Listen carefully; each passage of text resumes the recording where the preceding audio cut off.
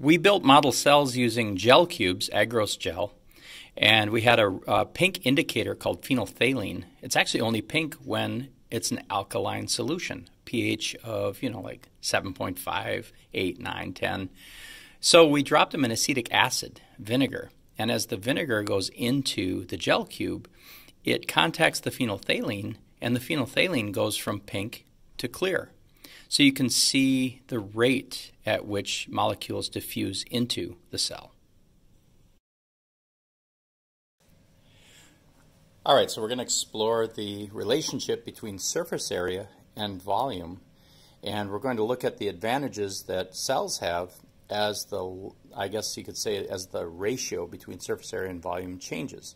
So let's start with a very large cell. In this case, how about a cell with length of the side of, well, let's say this is a really huge cell. How about 3 centimeters? That's really big. So 3 of anything, but let's just go with 3 centimeters. And we're going to make these cells cubes because having them as cubes is going to help us visualize that relationship a little more concretely. So if we start with length of side 3, so surface area is going to be a 6-sided cube. So base times height times 6. Base times height times 6. So in this case, 3 times 3 times 6 is going to give me 54. And my volume is the side cubed. So in this case, length times width times height, or length times depth times height. So that's going to be 3 times 3 times 3. 3 times 3 is 9, times 3 is 27. So if I divide surface area by volume, then that's going to be 2. 54 divided by 27 equals 2. So now let's look at a length of 2. 2 times 2 is 4, times 6 is 24. And my volume is going to be 2 times 2 is 4 times 2 is 8. And so now my surface area to volume ratio is 3. So what that means is there's more surface area available per unit of volume. We went up from 2 to 3. Now we're going to look at 1, and 1 times 1 is 1, times 6 is 6, and 1 times 1 times 1 is 1. And now surface area divided by volume is 6. And so what that means is now we have even more surface area serving a unit of cellular volume. Basically what that means is your membrane is mightier for each unit of cytoplasm. It's able to connect the chemistry around the cell to more of that cytoplasm more efficiently. So what happens when we get even smaller? 0.5 times 0.5 times 6 is 1.5. 0.5 times 0.5 times 0.5 is 0.125. So now if we go 1.5 divided by 0.125, that gives me a surface area to volume ratio of 12. The surface area is even mightier per unit of cytoplasm.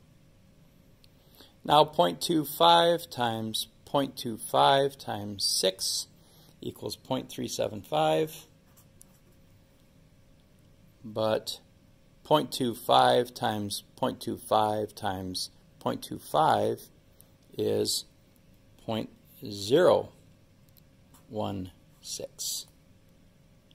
And so 0.375 divided by 0.016 gives me more like 20. Well, and we know mathematically if I hadn't been a goofball and rounded too soon, we'd be at 24, right? So let's just put 24 there. And now 0.1 times 0.1 times 6 is 0.06.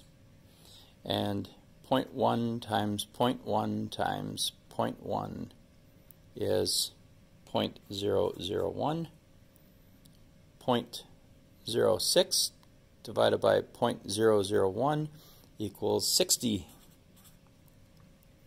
And now I've got one last one here.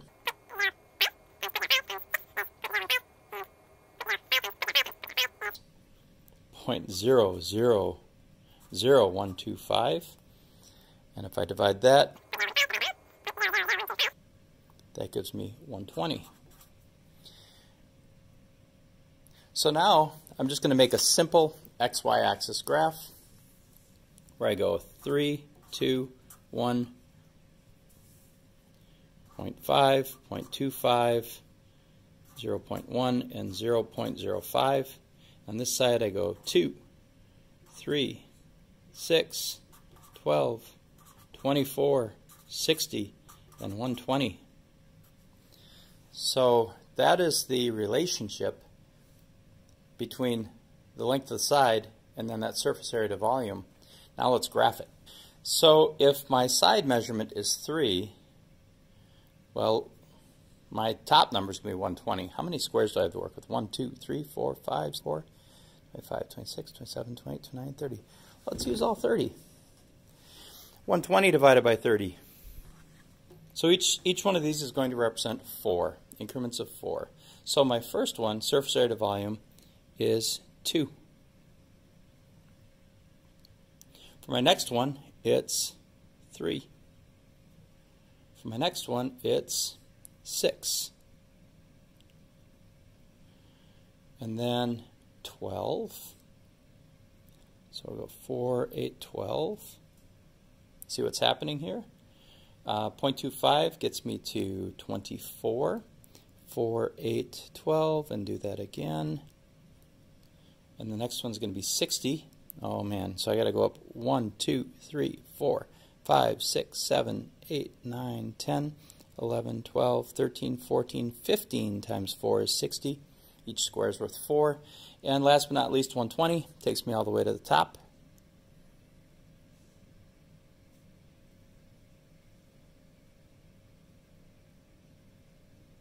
There we go. Now let's connect those dots. Look what I've got here.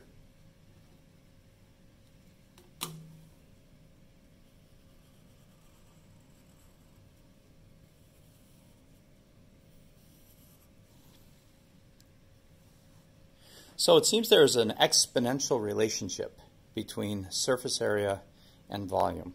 And so the smaller the cell gets, the more it serves its cytoplasmic volume with the surface area of its membrane. It is an exponentially greater reward to be small in terms of the relationship between surface area and volume. It is exponentially better to be smaller when you're a cell. We can verify this with this relationship, and if you think about stuff diffusing into a cell as molecules are moving into that cell, the smaller the cell is, the more likely that something impacts that membrane will actually reach an important and significant place within the cytoplasm. That's the relationship between surface area and volume and cell survival and natural selection. So in our gel cube example, you can see that the molecules diffuse all the way to the center of the cell faster when it's smaller.